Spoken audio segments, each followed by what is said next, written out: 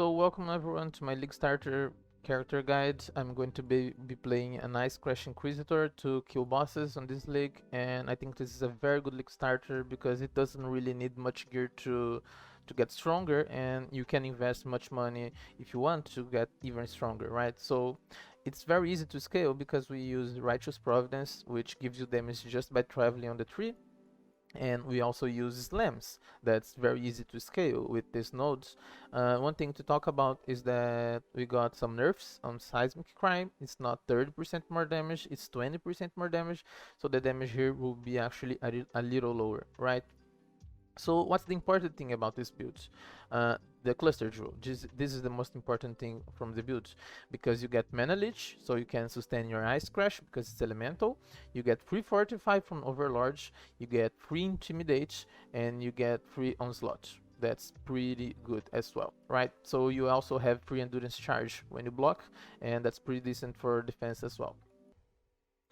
Now, you don't actually need Haunting Shout here because one of your Warcries Intimidate actually just intimidates by itself. But when you play, it's not every time that you can use Intimidating Cry. It's not every time that your Warcries will be up together. So this is the quality of life cluster jewel, but the only important thing here is the onslaught one. It's free onslaught for everybody, so yeah, that's pretty good. This one you can just replace by another Warcry mod or something like that that gives us damage, right? We also have some elemental ailments immunity that's pretty good. It helps you a lot on your defense, and because of that I'm thinking of using corrupted soul. So we have like here 1600 energy shield, and we can regen that with vitality or other stuff. But you can also use little pride if you want. You just have to get a little bit of energy shield in other parts of your gear, right? And yeah, so this is pretty much it about the skill tree. One very important thing is that you have to anoint this. You cannot anoint this. Playing without this with slams feels pretty bad, so you have to anoint this. And you only anoint this on late game when you have a decent amulet. This amulet for me is like a perfect amulet that I want to have. You can skip accuracy this, but it's very important to have crit multi-life and physical damage as extra codes or some random element, right? But code is better here. So this is the perfect amulet, and it doesn't need to be on a blooper amulet base. It can be on any base. This is just an example, right? And with roomies, and you get lots of block, but you can use adjustment staff and get this kind of block, right? So I recommend using staffs that gives us spell block, right? Just for you know, so we can be like on this value is much better on defense, right? So yeah, let's just put here our weapon is not very demanding. So yeah, this is it. There's a lot of things you can do to get more damage here.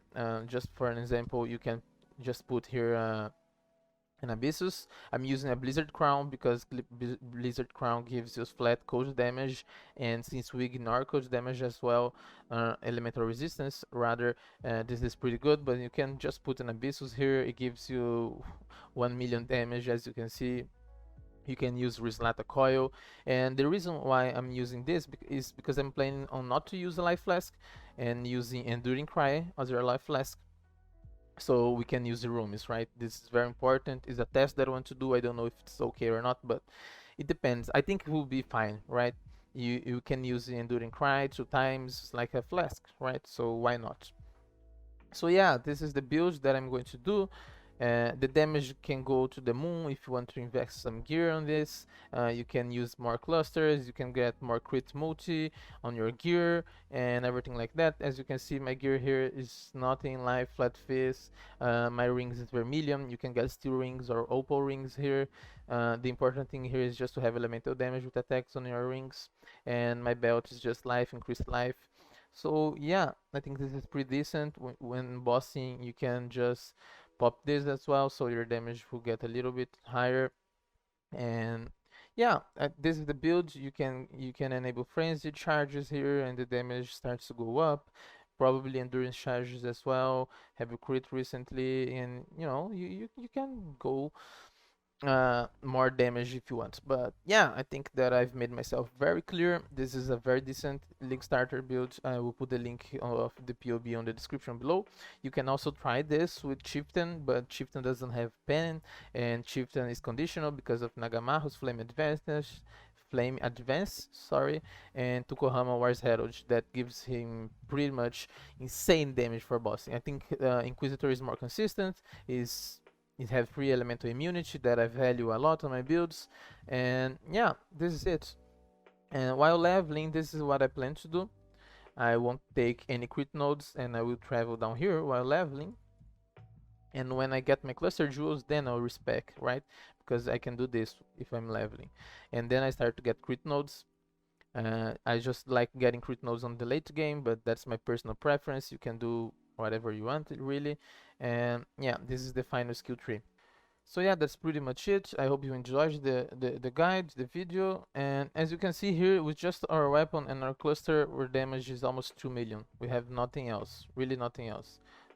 This is disabled, and this is Hyros DPS, as you can see. So almost 2 million damage with just a weapon, so you can make your damage go to the moon just by gearing your character and leveling up, right? So yeah, hope you enjoyed it. And as you can see here, if you're not using Glorious Vanity, you can also take this, right?